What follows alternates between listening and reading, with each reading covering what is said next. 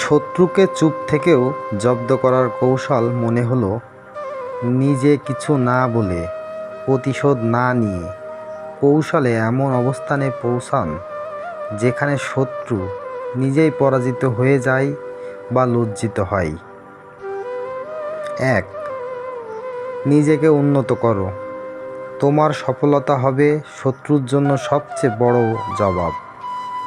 নিজের লক্ষ্য ঠিক রেখে পরিশ্রম চালিয়ে যাও। সময়ই তাদের ভুল প্রমাণ করবে। 2. তথ্য সংগ্রহ ও পর্যবেক্ষণ।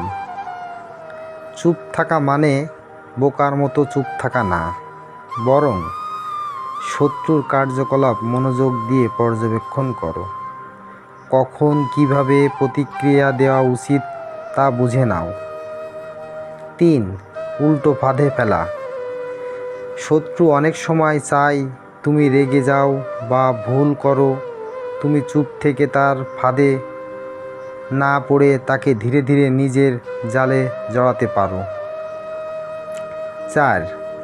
নিজেকে শান্ত রাখা। রাগ বা আবেগ নয়, বুদ্ধিমত্তা দিয়েই প্রতিক্রিয়া দাও।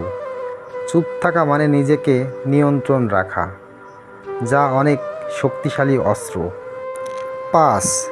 সম্মানজনক ব্যবহারে বিভ্রান্ত করা। কখনো শত্রুকে সদাচরণ দেখিয়ে বিভ্রান্ত করো।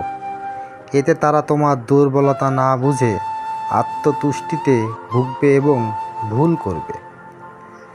6. পরিস্থিতির সুযোগ নেওয়া।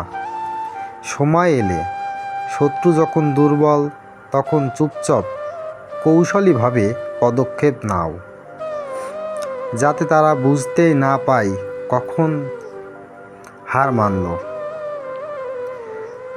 চুপ থাকা সবসময় দুর্বলতা নয়, এটা বুদ্ধিমানের কৌশল।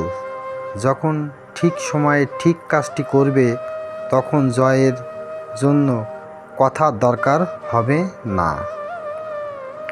মনে রেখো, তুমি জবাব না দিলেও সময় ঠিকই জবাব দেবে।